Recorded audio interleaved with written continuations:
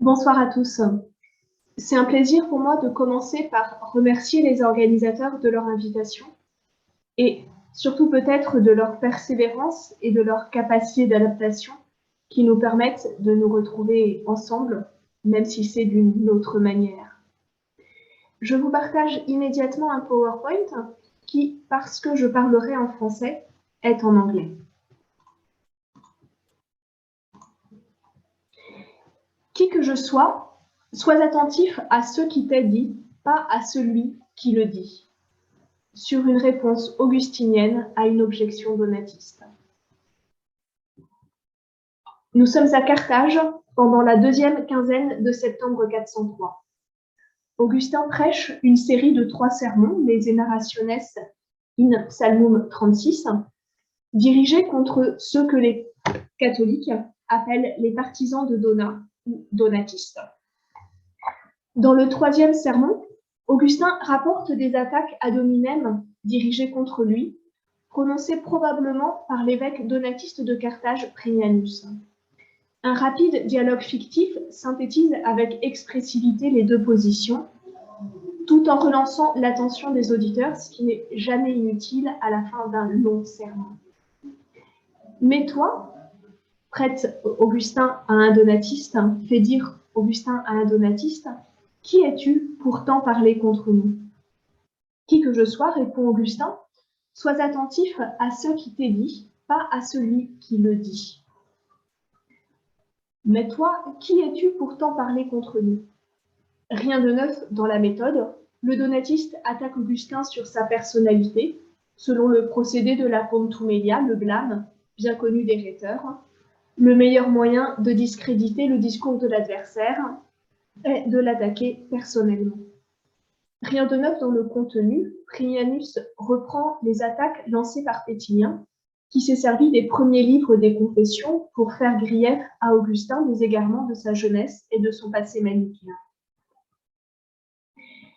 Qui que je sois, répond Augustin, sois attentif à ce qui t'est dit, pas à celui qui le dit. La réponse paraît anecdotique. Augustin recentre l'argumentation sur le contenu du discours. Pourtant, il prolonge ensuite cette réponse par une longue explication sur laquelle nous reviendrons.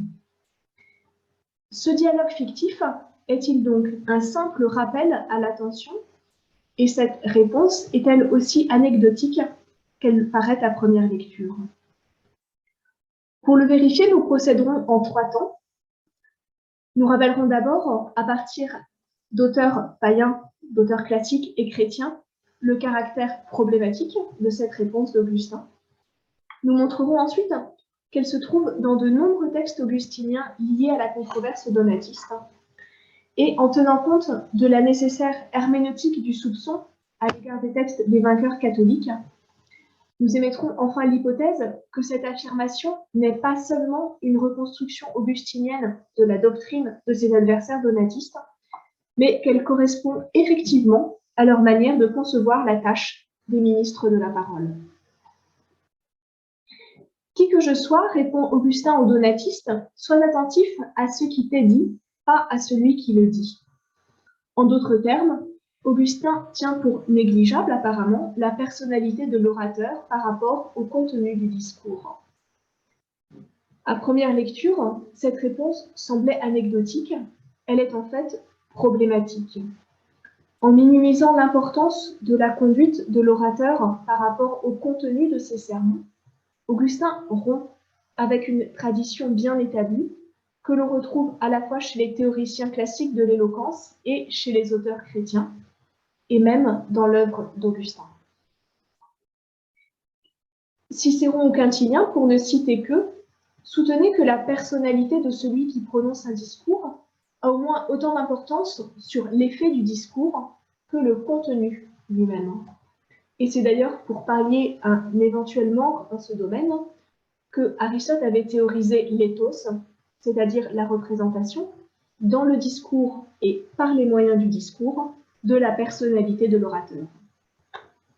Les auteurs chrétiens soulignent massivement la nécessité pour le prédicateur d'être le premier à pratiquer ce qu'il enseigne, C'est le cas par exemple de Jean Chrysostome ou de Grégoire le Grand, mais les exemples pourraient être multipliés. Enfin, Augustin lui-même insiste dans le De Doctrina Christiana sur l'impact de la vie du prédicateur sur les auditeurs d'un sermon. Pour que nous soyons écoutés avec docilité, écrit-il, si grande que soit la sublimité du discours, la vie de l'orateur est d'un plus grand poids. Et il explique ensuite que très nombreux sont ceux qui excusent leur médiocrité ou leur faute sur les exemples d'un prédicateur incohérent. Inversement, à la fin du 4e livre, Augustin présente un autre modèle de prédicateur, celui qui est incapable de parler avec éloquence et avec sagesse, et qui va donc prêcher par sa vie. Les prédicateurs, comme tous les chrétiens d'ailleurs, doivent donc accorder leur vie à leur foi, dire et faire. La réponse d'Augustin au donatiste fictif de l'Énaratio 36 déroge donc à une évidence commune aux rhéteurs classiques et aux prédicateurs chrétiens. Pourtant, elle est fréquente dans ses œuvres. Le prédicateur peut dire et faire, à condition que ce qu'il dise soit vrai. L'affirmation est énoncée, synthétisée d'une certaine manière dans le 4e livre du De Doctrina Christiana, qui est un traité de rhétorique. Augustin, il dissocie le contenu de la prédication de la personnalité du prédicateur et soutient la prévalence de l'orthodoxie du sermon sur l'orthopraxie du ministre. Un ministre dont le comportement est mauvais, explique-t-il, ne tire aucun profit pour son propre salut de la charge qu'il remplit, mais doit être écouté, à une condition toutefois que ce qu'il dise soit vrai. Car, dit Augustin, celui qui parle avec sagesse et avec éloquence, mais qui vit mal, instruit sans doute nombre de gens avides d'apprendre, encore qu'il soit inutile à son âme à lui, Siracide 37. De là ce mot de l'apôtre, que ce soit avec arrière-pensée ou en vérité, que le Christ soit annoncé. Certes, le Christ est la vérité, et pourtant la vérité peut être annoncée même sans vérité, c'est-à-dire que le juste et le vrai peuvent être prêchés par un cœur tortueux et trompeur. Ce texte date de la fin de la vie d'Augustin, 427 probablement, mais les idées et l'orchestration scripturaire sont bien plus anciennes et Augustin les exposait déjà dans les Narratio 36, précisément à la suite du dialogue fictif qui nous intéresse. Mais toi, fait-il dire à un donatiste, qui es-tu pour tant parler contre nous? Qui que je sois attentif à ce qui t'est dit, pas à celui qui le dit. Mais, dit le donatiste, le Seigneur dit au pécheur, pourquoi as-tu mon alliance à la bouche? Psaume 49, 16. Le Seigneur peut parler ainsi aux pécheurs, et, dit Augustin, il y a sans doute un genre de pécheur auquel le Seigneur le dit avec raison. Mais quel que soit celui auquel il dit cela, il le dit parce qu'il ne sert de rien aux pécheurs de parler de la loi de Dieu, mais cela ne sert-il pas aux auditeurs? Même argument que dans le De Doctrina Christiana. Dans l'Église, le Seigneur le dit, nous avons de bons prédicateurs et des mauvais. Que disent les bons quand ils prêchent? Soyez mes imitateurs, comme je suis l'imitateur du Christ. Au sujet des bons, qu'est-il dit? Soyez un modèle pour les fidèles. Nous nous efforçons de l'être, mais ce que nous sommes, celui vers qui vont nos gémissements le sait. De mauvais prédicateurs, il est dit autre chose. Les scribes et les pharisiens siègent dans la chair de Moïse. Faites ce qu'ils disent, mais ne faites pas ce qu'il faut. Tu vois que dans la chair de Moïse, à laquelle a succédé la chair du Christ, siègent aussi des mauvais. Cependant, en disant de bonnes choses, ils ne nuisent pas aux auditeurs. En disant de bonnes choses, ils ne nuisent pas aux auditeurs. Si toute polémique était absente, De l'extrait du De Doctrina Christiana dans les Narratio 36, Augustin affirme que, en dissociant parole et acte, ou orthodoxie et orthopraxie, il répond à une objection donatiste. De fait, cette manière d'envisager la prédication revient à plusieurs reprises dans ses œuvres antidonatistes, parfois en lien, comme dans les Narratio 36, avec le psaume 49, et souvent à partir d'autres prémices.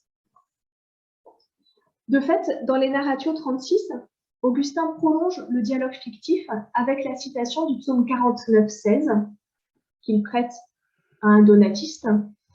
Le Seigneur dit au pécheur, « Pourquoi as-tu mon alliance à la bouche ?» Or, cette citation du psaume 49,16 se trouve à plusieurs autres reprises, utilisée dans la controverse antidonatiste pour exprimer précisément cette question de l'accord entre parole et acte, et notamment traitée à Parménien dans le premier texte qui est à l'écran. Opta de Milève nous apprend aussi que le psaume 49 était présent dans la controverse bien avant Augustin. Néanmoins, cette idée n'est pas toujours développée à partir du psaume 49 et elle se trouve à plusieurs autres reprises dans les œuvres antidonatistes d'Augustin, dans des textes qui ont en commun d'associer, sur ce point précis seulement, le ministère de la parole à celui des sacrements. Je n'en cite qu'un exemple, le Contra Litteras Spetiliani 3. Le ministre, écrit Augustin, c'est-à-dire le dispensateur de la parole et des sacrements, est, s'il est bon, l'associé de l'Évangile. S'il est mauvais, il n'en est pas moins le dispensateur. Pierre et tous les autres annoncèrent l'Évangile en homme de bien. Judas l'annonça contre son gré, alors même qu'il était envoyé avec eux. Les premiers méritent une récompense, même idée que dans le De Doctrina Christiana et les Narratio 36. Judas s'est vu confier une charge. Mais ceux à qui tous ces messagers ont annoncé l'Évangile purent être purifiés et justifiés, non par le planteur et l'arroseur, mais par celui qui fait croître. Sur Judas prédicateur, le Contra Epistulam Parmeniani précise « Même ce voleur de Judas prêcha l'Évangile sans préjudice pour les croyants. » Et une telle affirmation sur la prédication de Judas résonne comme un écho au principe énoncé dans une perspective sacramentelle dans le Tractatus 6 sur l'Évangile de Jean. Quand Judas baptise, c'est le Christ qui baptise. Résumons. Le dialogue fictif de les Narratio 36 paraissait n'être qu'un rappel à l'attention. En réalité, loin d'être anecdotique, la réponse augustinienne développe une théologie de la prédication qui se distingue de la manière traditionnelle, classique et chrétienne, d'envisager l'accord entre les paroles et les actes de l'orateur. En outre, Augustin expose principalement cette conception de la prédication dans ses œuvres antidonatistes et suggère que les donatistes eux-mêmes accordaient une grande importance à la cohérence entre les paroles et les actes. C'est la raison pour laquelle, dans le troisième temps de cette intervention, nous allons explorer des sources donatistes pour vérifier que les dits qu'Augustin prête aux donatistes émanent réellement de ce courant et qu'elles ne sont pas simplement une reconstruction augustinienne de la pensée donatiste. La réflexion sur le rapport entre parole et acte s'inscrit à l'intérieur d'un des marqueurs identitaires du mouvement donatiste, à savoir le rigorisme moral, articulé le plus souvent autour de formules binaires qui opposent bien et mal, bon et mauvais disciples, etc. Une rhétorique binaire soutenue par des figures antithétiques extrêmement fréquentes. Parmi les sources donatistes conservées, qui ne sont guère abondantes par rapport aux sources catholiques, le thème qui nous intéresse revient dans les 3 sermons donatistes conservés et dans 3 autres textes. Premier texte, le sermon In Natali Infantum, qui Prodomino occissiunt, un sermon qui est probablement l'œuvre d'un prédicateur donatiste du IVe siècle, peut-être Tychonius. En dépit du titre, il s'agit d'un sermon pour Noël, et le prédicateur insiste dès l'Exorde sur la dimension exemplaire du comportement, en appelant à embrasser de bon cœur le labeur de la persévérance, à l'imitation du Christ Seigneur, homme mêlé à Dieu, formule intéressante, né pour montrer aux frères qui le suivraient un exemple de vertu. Après une première partie consacrée à l'opposition entre Hérode et les mages, le prédicateur propose une interprétation morale des présents. Des hommes qui ont renoncé au bien de ce monde peuvent malgré tout offrir l'or de la foi, accompagné du tribut spirituel de la sainteté et de la passion que représentent l'encens et la myrrhe. La conduite irréprochable du chrétien vise le même but que celle attribuée au Christ dans l'Exorde, à savoir donner l'exemple, et le prédicateur, pour le montrer, file la métaphore du parfum, de l'encens et de la myrrhe. Tout ce que nous faisons, dit-il, se répand par le fumet de la réputation et le parfum de l'opinion. Et si quelque chose brûle selon la justice, l'Esprit divin en est charmé, parce que Dieu est glorifié par l'homme, et la vie des croyants est rachetée, en même temps que ses actes bons stimulent et invitent à croire. Si, au contraire, un acte funeste et hostile résulte de la conduite de cet homme qui déshonore le nom du Christ, il brûle un parfum de mort, parce qu'il met à mort ses semblables par son exemple, puisque l'apôtre dit « Pour certains, odeur de mort qui conduit à la mort, pour d'autres, odeur de vie qui conduit à la vie. » Odeur de vie qui conduit à la vie, quand beaucoup, par les exemples des bons, du fait de la charité, sont sauvés en croyant en vue de la vie éternelle. Odeur de mort qui conduit à la mort, quand, enflammés par les mœurs des plus mauvais, ils sont invités en vivant d'une façon telle à une mort semblable. Dans ce premier sermon, l'opposition binaire entre conduite bonne et mauvaise se prolonge donc dans la distinction entre bons et mauvais exemples. Même si le sermon évoque la conduite de tous les chrétiens, et pas spécifiquement celle du prédicateur, la dimension exemplaire du comportement qu'il met en valeur est intéressante pour nous. En effet, il est difficile, dans un tel contexte, d'envisager qu'un prédicateur puisse se soustraire à cette règle de l'exemplarité. Deuxième sermon, la Passio Sancti Donati Advocati. Et la même position revient dans cette passion. Un sermon au titre énigmatique, puisqu'il n'y est question d'aucun donat, qui a été prononcé au mois de mars, probablement le premier jour du mois, en l'honneur des victimes des désordres qui ont suivi l'édit de 316, victimes que les donatistes considéraient comme des martyrs. L'hypothèse d'une datation haute, voisine des événements, est désormais abandonnée au profit d'une datation vers le milieu du IVe siècle, voire au début du Ve siècle. Ce sermon ajoute une nuance par rapport au sermon précédent, puisqu'il oppose à l'intégrité morale des donatistes l'hypocrisie des catholiques, qui usurpent le nom de chrétiens.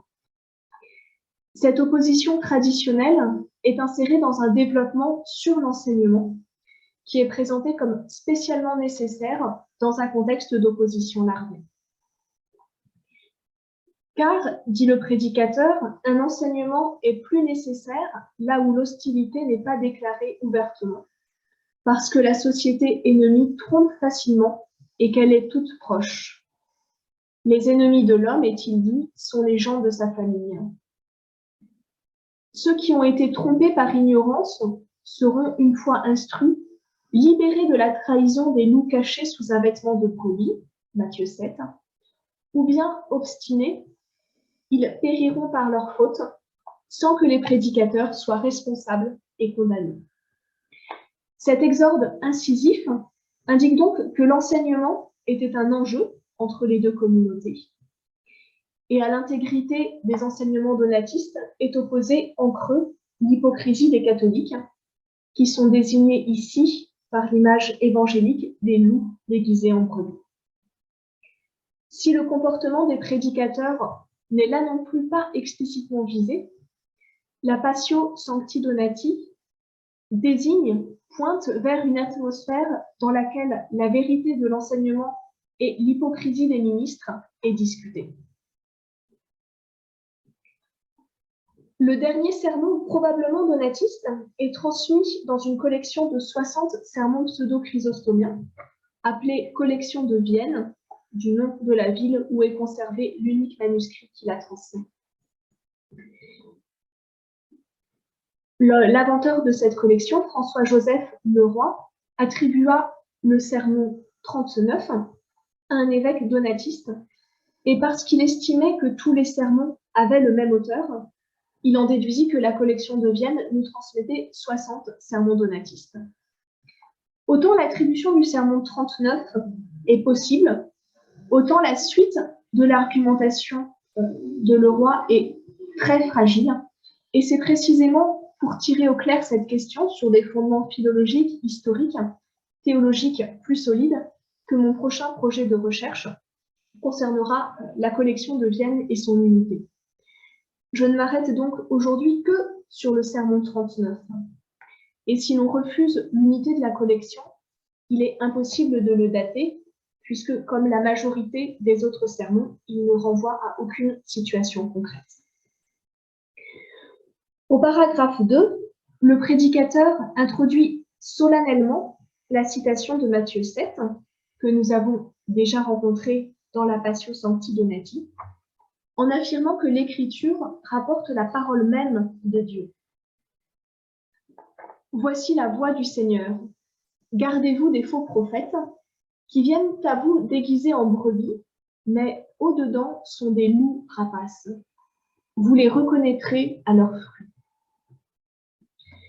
Si le sermon est effectivement donatiste, le choix de qualifier les catholiques de faux prophètes, de leur appliquer cette citation de l'évangile de Matthieu, est spécialement intéressant parce que les donatistes se revendiquaient, on le sait, du véritable prophétisme. Le prédicateur, selon un procédé fréquent dans les sermons, après cette introduction solennelle, prolonge la citation biblique par une prosopopée. Sa voix se fond donc dans la citation et il profite de l'autorité qu'il a lui-même attribuée au texte sacré pour l'infléchir en fonction de ce qu'il veut démontrer. La relative lourdeur des tricolons a pour corollaire une redoutable efficacité. Gardez-vous, dit-il, des faux prophètes, comme je l'ordonne. Gardez-vous de ceux qui cachent leur cruauté intérieure sous des vêtements d'innocence, qui, dissimulés dans un habit de brebis, déshonorent ceux dont ils profitent, qui enseignent une chose et en font une autre, ont un comportement opposé à leurs paroles, montrent un visage sans lien avec leur nom.